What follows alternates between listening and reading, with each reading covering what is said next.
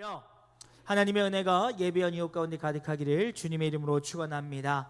우리 선언할까요? 내려놓음으로 숨쉬자. 예배로 숨쉬자. 사역으로 숨쉬자. 날마다 주의 공급하시는 그 은혜가 우리로 살아 숨쉬게 할 수 있기를 주님의 이름으로 축원합니다.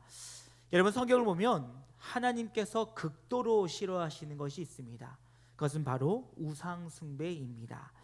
여러분, 이것은 하나님께서 우리에게 주신 십계명을 통해서도 분명하게 알 수 있는데, 제1계명을 보게 되어지면 너는 나 외에 다른 신들을 내게 두지 말라라는 말씀을 통해서 우리가 온전히 하나님만 유일하신 주님으로 인정하고 그 명령에 따라 살아가는 것을 우리에게 말씀하고 계십니다. 그리고 이어지는 제2계명에서도 너희를 위하여 새긴 우상을 만들지 말라라는 말씀을 통해서 오직 우리가 하나님만 예배하고 하나님만 섬겨야 될 것을 우리에게 말씀하고 있다라는 것이지요. 그렇기 때문에 하나님께서는 우리가 하나님과 겸하여 섬기는 것들, 우리가 하나님 외에 다른 신을 섬기는 것을 하나님은 극도로 싫어하신다라는 것입니다. 근데 여러분, 우리의 믿음이 하나님께 온전히 향하지 못하면 그 믿음의 잘못된 양상으로 우리는 우상을 섬기게 된다는 것이지요. 보이지 않는 하나님을 온전히 믿지 못함을 통하여 내 눈앞에 보이는 것, 내 손에 잡히는 것, 내 삶에 뭔가 유익을 줄 것 같은 것들에 우리는 마음을 빼앗기게 되어진다라는 것입니다. 여러분, 그럴 수밖에 없는 것이 하나님이 우리를 창조하실 때 우리를 만드신 그 디자인은 하나님을 의지하여 하나님으로부터 공급받아 하나님과 함께 살아가게 만드셨다는 거예요. 그런데 그 대상이 하나님이 되지 않으신다면 우리는 다른 것들로 그것들을 채우려 하는 것이 우리의 모습이라는 것입니다. 그러하기에 여러분, 우리는 하나님을 온전히 믿을 때에만이 우상을 섬기지 아니하고 온전한 하나님의 사람으로 설 수 있다는 사실을 기억해야 된다는 것이지요. 그리고 더불어 오늘 우리 안에 우상이 살아있진 않은지, 우리 안에 주님을 섬긴다라고 이야기하면서 우상이 내 안에 있지 않은지 점검해 볼 필요가 있다라는 것입니다. 그래서 여러분, 우리가 우상이라고 하면 우리가 1차원적으로 눈에 보이는 우상들을 생각을 하게 되어집니다.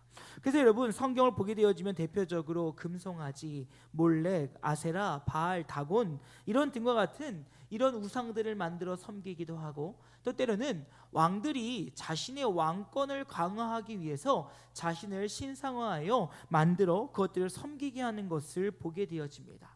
그런데 여러분, 이런 것들은 단지 구약시대만 있었던 것이 아니라 신약에 와서도 있었고 또 오늘날 우리의 삶에도 보여지는데, 여러분, 가장 우리가 흔히 볼 수 있는 우상, 부처, 혹은 또 힌두교의 브라마, 시바 등과 같은 여러 신들, 그 형상들을 우리는 본다는 것이지요. 그런데 여러분, 이런 1차원적인 형상의 우상 말고도 이 팀 켈러 목사의 내가 만든 신이라고 하는 책에서는 현대인에게 있어서 가장 무서운 우상이 내가 간절히 바라고 소망하는 것이 우상이 될 수 있다라고 이야기하고 있다라는 것입니다.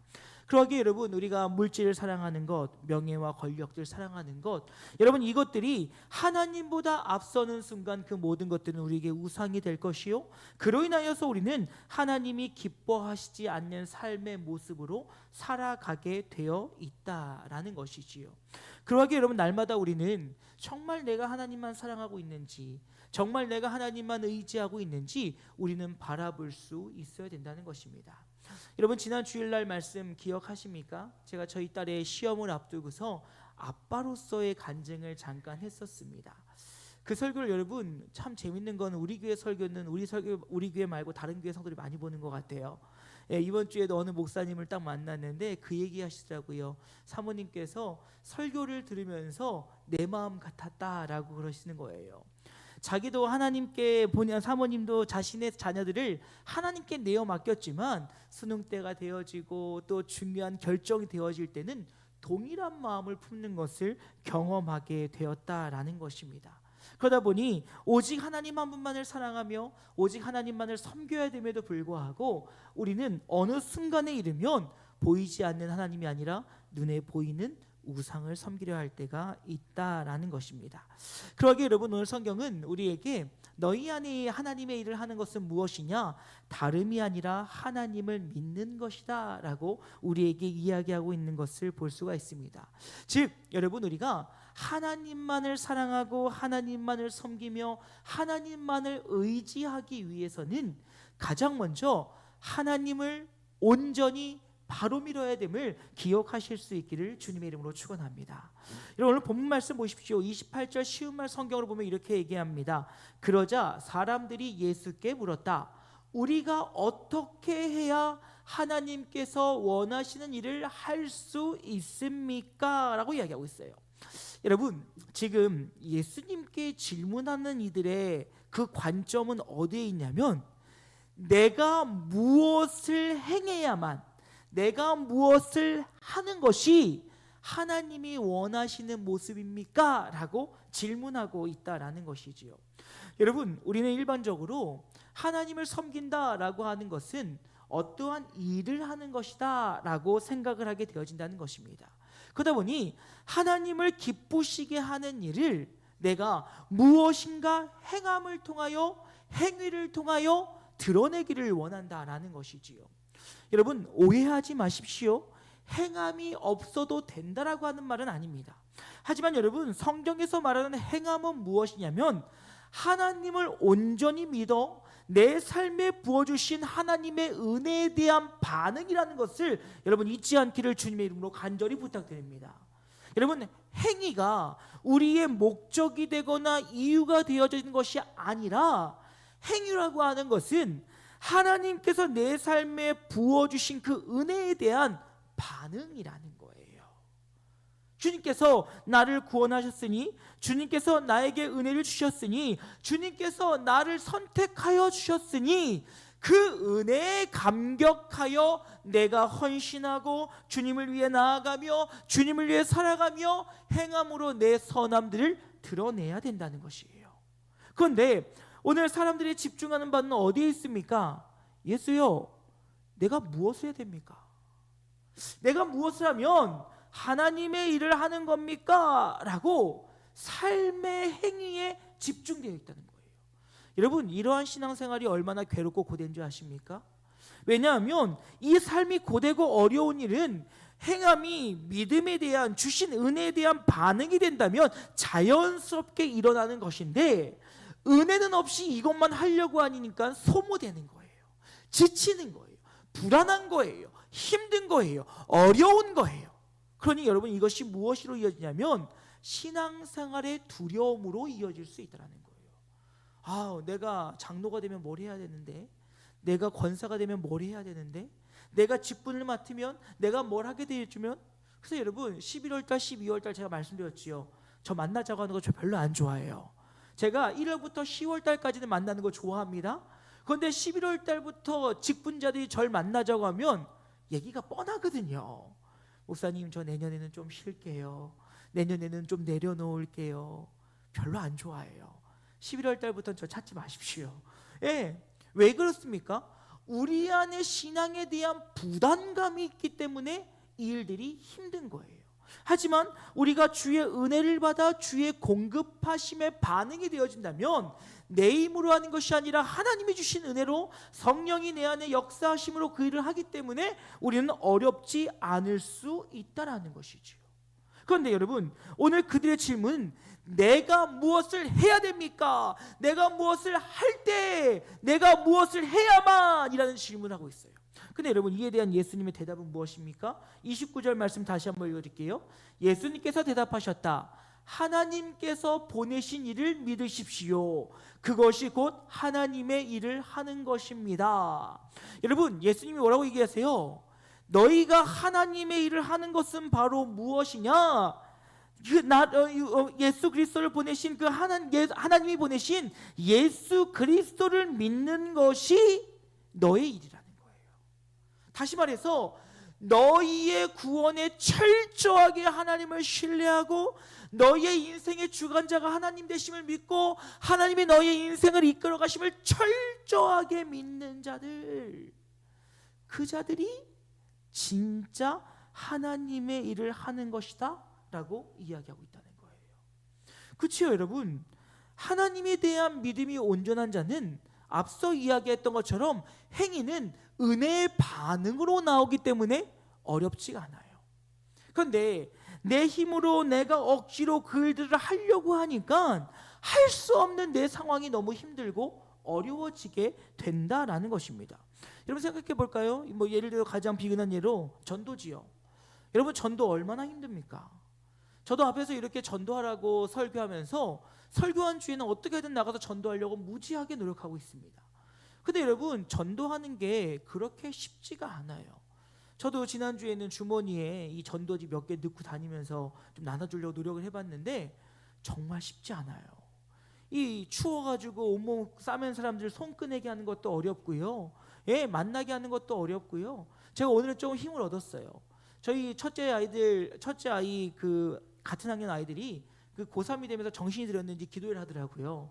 그래서 저희 교회에 와서 기도회를 한다고 하길래 제가 떡볶이도 사주고 그 기도하라고 막 문을 열어주고 했어요. 근데 이 아이들이 그러더라고요.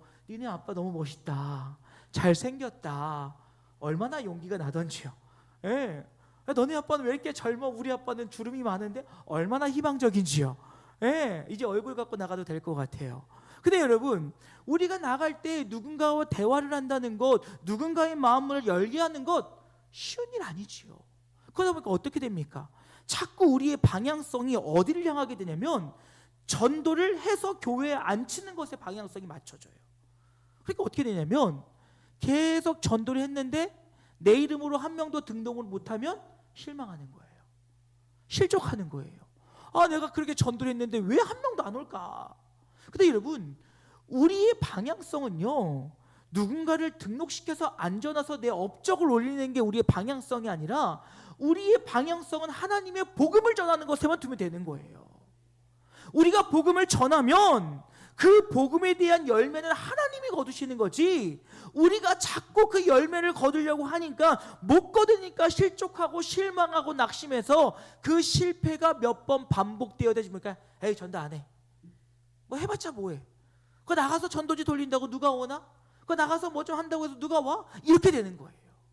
근데 우리의 방향성, 성경에서 말씀하시는 방향성은 너희가 복음을 받아 그 복음의 감격과 기쁨이 있다면 자연스럽게 열방을 향해 나가게 돼 있어요. 그럼 어떻게 합니까? 너희는 전하면 물을 뿌리고 싹을 나게 하고 열매 맺게 하시는 분은 하나님이라고 분명히 우리에게 말하고 있다는 것입니다. 그러니까 우리는 우리의 방향성은 복음을 듣고 그 복음의 감격으로 나가서 전하면 되는 거예요. 그러니 우리의 업적에 실적에 일희일비할 필요가 없다라는 것이죠. 저희 어머니는 지금도 자신만만하게 얘기하세요. 너네 교회 부흥될 거다. 내가 뿌린 전도지가 몇 장인 줄 아냐? 예, 저희 어머니 전도 어머니 이름을 몇 명 못 하셨어요. 예, 수십 년 동안을 아침마다 전도지 들고 지하철역 앞에 가서 뿌리셨는데 자기 이름으로 몇 명 못 하셨어요. 오히려 술자리에서 전도하신 저희 아버지가 이름으로 더 많이 앉혔어요. 예. 그런데 저희 어머니가 하시는 말씀은 무엇입니까? 하나님께서 어떻게든 열매 맺을 거니까 난 상관없어. 그게 우리의 전도의 모습이 되어야 된다는 거예요. 여기에 앉혀놓고 내 이름으로 등록시키고 내가 전도왕이 되어지고 이게 중요한 것이 아니라 주의 복음이 열방 가운데 뿌려지는 것이 중요하다는 거예요. 여러분 어떻습니까? 헌금도 동일해요. 여러분 헌금이요. 헌금 얘기를 들으면 많은 성도들이 굉장히 불편해요. 그런데 여러분 헌금이 내가 어떤 책임과 의무로 해야 되는 것이니까 불편해지는 거예요. 허나 하나님이 주신 은혜에 대한 반응이요 내가 하나님께 올려드릴 수 있는 것이 이거밖에 없다라면 이것이 내가 주님의 앞에 드려짐에 불편함이 될 이유가 없다는 것이지요. 왜냐하면 그렇게 되면 설교를 들을 때 헌금하십시오 라고 듣는 것이 아니라 하나님의 은혜에 반응하십시오 라고 듣게 되어진다는 거예요. 그러니 그것이 헌금이 됐던 헌물이 됐던 그것은 아무 이유가 없다는 것이죠. 그리고 그것을 내가 자랑할 것도 내가 드러낼 것도 없다라는 거예요. 저는요 어렸을 때 들었던 그 설교 중에 지금도 기억에 남는 설교가 있어요.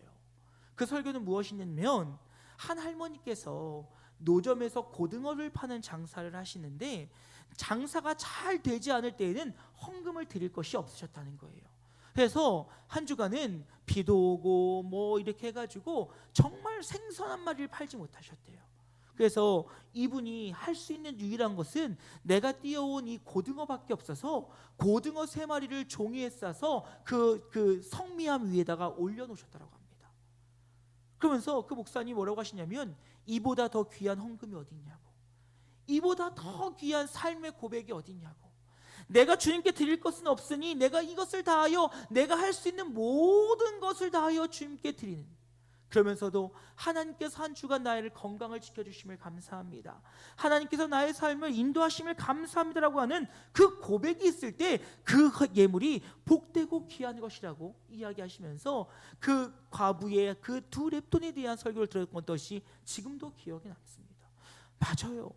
여러분, 11조 못할 수 있지요. 그런데 우리가 그것에 대해서 최선을 다하기 위해 노력하고 드려진다면 하나님께서 환경과 상황을 열어주시지 않겠습니까? 여러분, 우리가 감사한 것들, 크고 작은 것들로 주님 앞에 감사로 나아가면 감사의 제목은 또 다른 감사의 제목을 낳아주신다는 거예요. 교회를 위하여, 공동체를 위하여 내가 헌신하고 헌물하고 내가 헌금하고, 이것들이 주신 은혜에 대한 믿음의 반응이 되어질 때 이것은 우리에게 어려움이 아니라는 거예요. 그런데 자꾸 이것이 책임이 되어지고 의무가 되어지고 마치 율법의 법과 같이 되어지니까 이것들이 어려워진다는 것입니다. 그건 여러분 어떻습니까? 우리가 하나님을 온전히 믿게 되어지면 그 믿음으로부터 주어지는 믿음의 반응이기 때문에 우리는 우리의 신앙이 날마다 성장하고 성숙할 수 있게 되어진다는 거예요. 그러니 우리가 성장과 성숙을 원한다면 가장 큰 기초는 무엇이냐? 하나님을 믿는 거예요.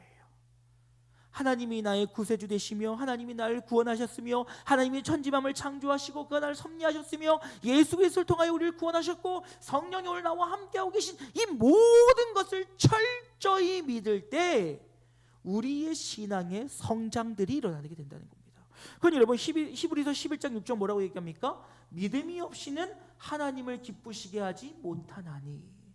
여러분, 하나님을 기쁘시게 해드리는 건 뭐예요? 믿음이에요. 근데 여러분, 이 믿음은 무엇입니까? 하나님에 대한 믿음인 거예요. 그가 계시고 우리와 함께 하시고 우리에게 상 주심을 통하여서 우리와 함께 역사하신 하나님을 철저히 믿는 거, 그럴 때 우리는 기쁨으로 주님께 영광 돌릴 수 있다는 것입니다. 여러분, 그래요. 여러분, 우리 자녀들과 함께 하다 보면 이것들 느끼지 않으십니까? 제가 종종 말씀드리지만 저희 아이들은 아빠의 주머니가 별로 신경 쓰이지 않아요. 왜냐면 아이들에게 있어서 아빠의 주머니는 전지전능이에요. 어디서 그런 믿음이 나오는지 모르겠어요. 근데 여러분 생각해 보십시오. 이 아이들이 아빠를 그렇게 믿지 못하고 아빠한테 용돈 달라고 할 때 불편한다면 그 마음이 얼마나 어렵겠습니까? 여러분, 저는 경험해 봤거든요.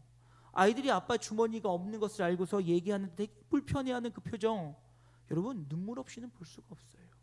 그런데 아이들이 우리 아빠는 전지전능이야, 그 주머니가 능력이 있어, 그리고 막 얘기한단 말이죠. 못해줘도 기분은 좋아요. 왜요? 얘들이 날 믿는구나, 얘들이 날 신뢰하는구나. 가끔가다 아이들이 막 물어봅니다. 아빠 이거 저거 어때? 한마디 하죠. 내가 박사냐? 내가 다 하냐? 근데 아빠를 믿어주는 그 모습이 복되고 귀하다는 거예요. 사랑하는 여러분, 기억하십시오. 우리의 신앙의 그 시작은 하나님을 온전히 바르게 믿는 것들로부터 시작된다는 사실을 잊지 않기를 주님의 이름으로 축원합니다.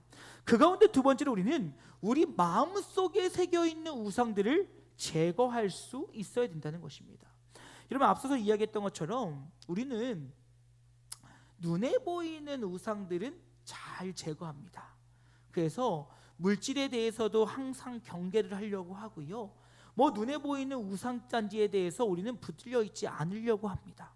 그런데 여러분, 우리가 또 한 가지 놓치고 있는 우상은 무엇이냐면 우리 마음의 중심의 우상들이라는 거예요. 여러분, 마르틴 루터의 말을 빌리면 모든 죄는 어떠한 면에서 제1계명을 범하는 것이다 라고 이야기하고 있어요. 그래서 여러분, 이어진 말로 이렇게 얘기합니다. 루터는요, 제1계명은 다른 모든 것들을 따라 나오는 최선이고 최고이고 최상이기에 그것을 순종함, 즉 하나님을 기쁘게 함에 대한 믿음과 확신은 다른 모든 행위들이 유래되고 존재하고 잔존하고 유도되고 측정되어야 하는 최선이고 최고이고 최상이다 라고 이야기하고 있어요. 여러분, 이 말은 무슨 말이냐면, 요약하면 하나님이 나의 마음의 중심이 되어질 때 그 중심이 기반이 되어 우리의 신앙이 성숙할 수 있다는 거예요. 그런데 여러분, 우리의 삶에 벌어지는 많은 문제들이 이 마음으로부터 출발되어짐에도 불구하고 우리는 이 마음에 대해서는 깊은 관심을 가지려고 하지 않는다라는 것입니다. 그러다 보니 눈에 보이는 우상들을 경계하며 눈에 보이는 우상들을 제거하려는 노력들은 애쓰고 힘쓰며 노력하지만 정작 내 마음속에 있는 우상들은 잘 돌아보지 않는다라는 거예요. 여러분, 복음 중심의 삶이라고 하는 책에서 험담이라고 하는 키워드를 가지고 우리 마음의 우상에 대해서 설명하는 것이 있습니다. 먼저 여러분, 우리가 누군가에게 험담을 할 때는 승인의 우상이 있다는 거예요. 이 말은 무슨 말이냐? 내가 험담하는 사람들로부터 받아들여주고 싶은 욕심이 있다는 거예요. 그렇지요? 여러분, 제가 만약에 다른 사람 누구를 막 욕하고 있는데 반대편에서 그런 말 하지 마, 그럼 여러분 어때요? 맘 상합니다. 근데 내가 막 누구 욕했는데 맞아 걔는 그게 문제야 이러면요 행복해요. 그렇지요? 그러면 이 말은 무슨 말이에요? 내 마음속에 누군가로부터 내 말이 승인받고 인정받고 싶어하는 욕심이 있다는 거예요. 또 여러분, 이 다스리고 싶은 욕심이 있다는 거예요. 뭐냐면 험담을 통해서 남을 조롱하고 그 사람을 다스리고 싶다는 거죠. 뭐냐? 야, 걔랑 놀지 마. 걔랑 걔 물이 안 좋아. 그래? 나도 걔랑 놀지 말아야겠는데? 그러면서 내 편을 만들고 싶어 한다는 거예요. 또 이런 것도 있습니다. 명성의 우상이 있다는 거예요. 내가 중요한 사람임을 확인하고 싶다는 것이죠. 내가 걔보다 나아. 야, 내 말을 들어야 돼. 야, 나를 따라오면 해결돼. 이러한 명성을 하고 싶고, 또 성공의 우상도 있다는 것입니다. 내가 아닌 남이 성공하는 꼴은 못 본다는 거예요. 여러분, 험담의 대상이 대부분 누군지 아십니까? 잘 나가는 것들이에요. 그러니까 그것들 막 내가 깎아내리고 해서 내가 더 잘났고 내가 성공했다는 거 보여주고 싶다는 거예요. 그뿐만이 아닙니다. 안정함의 우상도 있다는 거예요. 내가 누군가의 말을 막 함을 통해서 나의 불안을 덮고 싶다는 거예요. 내가 막 누군가를 험담하면서 통해서 나를 합리화시키고 그로 인해 내 안에 있는 불편함들을 다 덮고 싶다는 것입니다. 그리고 여러분, 쾌락의 우상도 있다는 거예요. 여러분, 제일 재밌는 말이요, 날 씹는 말이에요. 사람들이요, 남을 이렇게 막 욕할 때요, 얼마나 재밌는지 몰라요. 집에 가면 굉장히 공허한데요, 그런 기쁨이 있습니다. 여러분, 제가 종종 말씀드리죠. 모르는 사람과 제일 가까워질 수 있는 제일 빠른 방법이 뭔지 아십니까? 두 사람의 공통점으로 알고 있는 사람을 씹으면 돼요. 그러면요, 그만큼 빨리 가까워질 방법은 없다는 거지요. 또 지식의 우상도 있다는 거예요. 남에 대해서 험담함으로 나의 지식을 가시하고 싶고, 인정의 우상, 존경의 우상, 기타 등등, 그 험담 하나에 우리 마음속에는 온갖 우상들이 자리하고 있어서 결국 나를 드러내고 내가 우선이 되어지고 나의 월등함을 나타내고 내가 주어가 되려고 하는 우리의 마음들이 있다는 것입니다. 그러하니 이 모든 것들이 결국 우리를 죄의 자리로 이끌어갈 뿐만 아니라 이미 하나님께서 우리에게 주신 은혜를 모두 다 상실케 해버린다는 것입니다. 그렇죠? 여러분, 생각해 보세요. 우리는 이미 하나님께 인정받은 주의 백성임을 잊지 않기를 주님의 이름으로 축원합니다. 근데 자꾸 우리는 하나님께로부터 인정받음이 중요한 게 아니라 사람에게 인정받으려고 한다는 거예요. 이미 하나님께서 나를 선택하여 주시고 나를 구원하셨음에도 불구하고 내가 그것에 대해 감사하고 만족하는 것이 아니라 타인인 누군가가 나를 인정해 주기를 간절히 바란다라는 것입니다. 여러분뿐만 아니죠. 여러분, 존경받고 싶어 한다는 거예요. 존경받고 싶지 않은 사람이 어디 있겠습니까? 하지만 사랑하는 여러분, 우리께 하나님께서 저와 여러분을 존중하고 계심을 잊지 않기를 주님의 이름으로 축원합니다. 그러하기 때문에 우리 죄와 사망 가운데서 우리를 건져주셨으며 우리의 잘못됨들을 다 용서해주고 기다리고 계신다는 거예요. 그뿐만이 아닙니다. 성공하는 거, 여러분, 예수 믿는 게 성공이에요. 믿으십니까? 이거 아멘하셔야 돼요. 우리 인생의 가장 큰 성공이 예수 믿은 거예요. 안 그랬으면 죄와 사망의 권세에서 허덕이면서 맨날 세상 사람처럼 힘들고 어렵게 살아갈 수밖에 없는 우리의 인생들을 하나님께서 구원하셨으니 우리의 인생은 성공했다니까요. 그뿐만이 아닙니다. 주님과 함께 동행하며 주 품 안에 있는데 우리는 이미 안정된 삶을 살고 있는데 자꾸 세상 속에서 안정됨을 얻으려고 하니까 내 안에 불평함과 어려움들이 찾아오게 된다는 것입니다. 여러분, 이에 대해서 스티브 차일더스 박사라는 사람은 이렇게 얘기했어요. 믿음은 어떻게 우리 애정을 그리스도에게 맞추는가를 배우는 것이고, 믿음은 우리가 그리스도 안에서 우리에게 허락하신 많은 특권을 끊임없이 누리고 기뻐하는 것을 요구한다라고 이야기하고 있어요.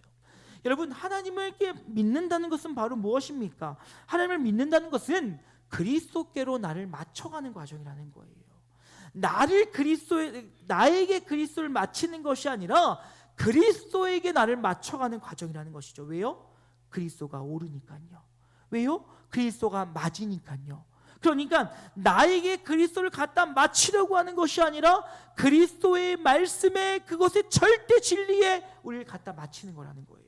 그리고 더 와서 우리에게 이미 주신 성공과 안정과 명예와 즐거움과 지식과 인정과 존경과 기타 등등 이 모든 특권을 끊임없이 누리게 하는 것이 믿음이라는 것입니다. 그런데 앞서 이야기했던 것처럼 이것들을 우리가 받아 누리지 못하면 자꾸 세상의 것들을 우상화하여 내 마음의 중심을 우상화하여 세상 그 어떤 보이는 것들을 잡고자 붙들고자 우리는 그것을 향해 따라갈 수밖에 없게 되어진다는 거예요. 그건 여러분, 이 모든 것을 가능하게 하는 건 바로 무엇이냐? 말씀일 줄로 믿습니다. 복음일 줄로 믿습니다. 그 복음이 우리 안에 들어왔을 때 그 말씀을 철저하게 믿고 나아감을 통하여 결국 우리는 하나님과 우리의 삶을 하나로 일치시키며 더 나아가 하나님이 우리에게 주신 그 특권의 은혜들을 누리며 살아가게 되어진다는 거예요. 그러지 못하니 자꾸 눈에 보이는 것, 내 손에 잡히는 것, 사람들의 인정, 사람들의 판단, 사람들의 어떤 것들, 그것들이 내게 우상이 되어 나로 하여금 하나님께로 나아가지 못하게 하고 나로 하여금 그 자리에 멈춰서 주저앉게 한다는 것입니다. 거의 사랑하는 여러분, 우리의 마음속에 있는 온갖 더러운 우상들을 제거할 수 있기를 주님의 이름으로 축원합니다. 그리고 우리의 마음을 오직 주님께로 맞춤을 통하여 이미 예수 그리스도를 믿음으로 우리에게 주신 그 은혜와 평강, 우리에게 주신 그 여러 가지 특권들을 여러분 마음껏 누리기에 부족함이 없는 우리 모두가 되어지기를 주님의 이름으로 축원합니다. 이제 말씀 마치고자 합니다. 사랑하는 여러분, 하나님을 온전히 신뢰하지 못하면 우리는 결국 세상의 것들을 의지할 수밖에 없다는 거예요. 하나님을 철저히 신뢰하고 하나님을 철저히 믿으며 그와 동행하며 나아갈 때에는 예수 그리스도를 믿음으로 우리가 누릴 수 있는 모든 특권을 받아 누리지만 우리가 하나님을 온전히 믿지 못하면 우리에게 주신 특권을 우리가 누리지 못한다는 거예요. 여러분 보세요. 성경에서 너희가 성령 안에서 이루어질 모든 특권들은 우리가 받을 것이 아니라 이미 받은 것들이에요. 믿으십니까? 우리 자꾸 성령의 열매들이 내 안에 맺히도록 기도하시는데 이미 맺혀 있어요. 근데 우리가 하나님을 철저히 신뢰하지 못하니까 자꾸 맺히게 해달라고 기도하는 거예요. 여러분, 하나님을 믿음을 통해서 우리에게 자녀의 권세를 주시고 이미 복을 주셨어요. 그런데 우리가 하나님을 온전히 신뢰하지 못하니까 자꾸 복복복복 이루고 사는 거예요.